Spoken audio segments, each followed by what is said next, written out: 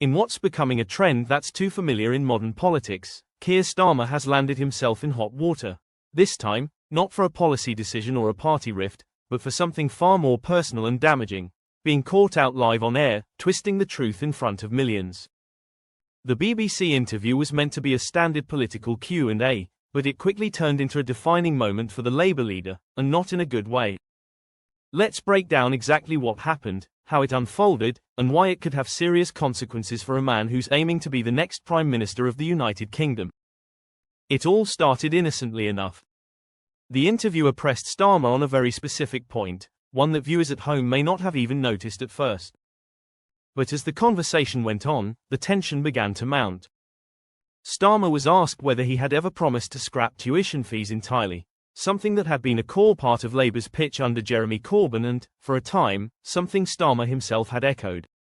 Starmer, looking calm and collected, denied making that promise outright. "I've never said that," he insisted, brushing it off like it was some fringe topic not worth the airtime. But here's where it all went sideways. Within minutes, social media was flooded with clips, clear, dated footage of Keir Starmer standing on podiums, on campaign trails, stating in no uncertain terms that he would, in fact, abolish tuition fees. Not reduce. Not reform. Abolish. The word was used repeatedly, and his tone at the time was passionate, as though it were a non-negotiable element of Labour's future direction. The contrast between then and now was striking. And damning. What made it even worse for Starmer was that the BBC interviewer didn't let it slide. She followed up quickly, pressing him on the contradiction. "But you did say that, multiple times," she said, clearly having done her homework. Starmer hesitated, stumbling through a carefully worded reply about how circumstances change, and that responsible leadership means adapting to new realities. It was textbook political spin, but the damage was done. The denial was on record, and the receipts were already circulating online. The moment snowballed into a viral fiasco. Commentators from both the left and the right chimed in. Some accused Starmer of blatant dishonesty. Others framed it as political pragmatism gone too far. But the real blow came from his own base, long-time Labour supporters who felt betrayed. For them, this wasn't just about a single issue like tuition fees. It was about trust. If Starmer could look into a camera and deny something that had been so clearly documented, what else might he be willing to fudge for the sake of political expediency? Even Labour MPs appeared caught off guard. Some rushed to defend their leader, trying to downplay the discrepancy as a shift in priorities due to economic pressures. But behind the scenes, insiders revealed growing frustration. It's not just the U-turns, one source reportedly said, it's the lack of accountability. Saying you've changed your mind is one thing. Pretending you never said it, that's the problem. And it really is a problem, not just for Starmer's personal credibility, but for the party's broader electoral strategy.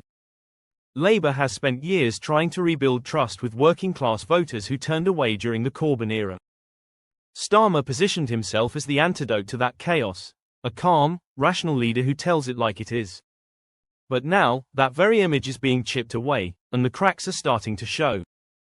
This moment also reignites a larger conversation about political honesty in the age of digital receipts. In a world where every campaign speech is recorded, archived, and searchable in seconds, it's almost shocking that any politician would think they can simply deny their own words and get away with it. Starmer isn't the first to try it, he won't be the last, but he might be the most recent example of how quickly things can spiral when the truth gets twisted live on air. The opposition wasted no time pouncing on the opportunity. Conservative MPs were quick to paint Starmer as a flip-flopper, untrustworthy and slippery. Rishi Sunak's team even retweeted old Starmer clips with snarky captions like, "Keir caught again." While it's expected that rivals will always capitalize on a stumble, the fact that Starmer made it so easy has many questioning whether his media training, and his political instincts, are up to the task. But let's step back for a moment. Could there be more to this than just a misstep or a lie? Some political analysts argue that Starmer is caught between two worlds, the radical promises of Labour's recent past and the moderate image he's trying to project now. In attempting to straddle that line, he's bound to trip. They say this was inevitable. That you can't promise revolutionary policies and then pivot to centrist realism without someone, somewhere, calling you out. Maybe that's true. But even if it is, the way Starmer handled it has left a lot to be desired.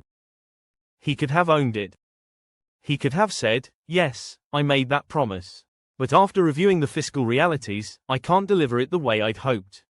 Voters might not love a reversal, but they often respect honesty, especially when it's delivered with clarity and humility.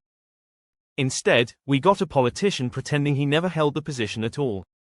It's the kind of thing that fuels political apathy, the exact opposite of what Labour needs right now. So where does Starmer go from here? The story isn't over yet. He'll likely face more questions in the days to come, not just about tuition fees, but about his broader strategy. Is he leading the party with vision, or just saying what he thinks people want to hear? That's the question Labour supporters, swing voters, and political journalists are now asking. And it's a question that won't go away with a few well-worded press statements.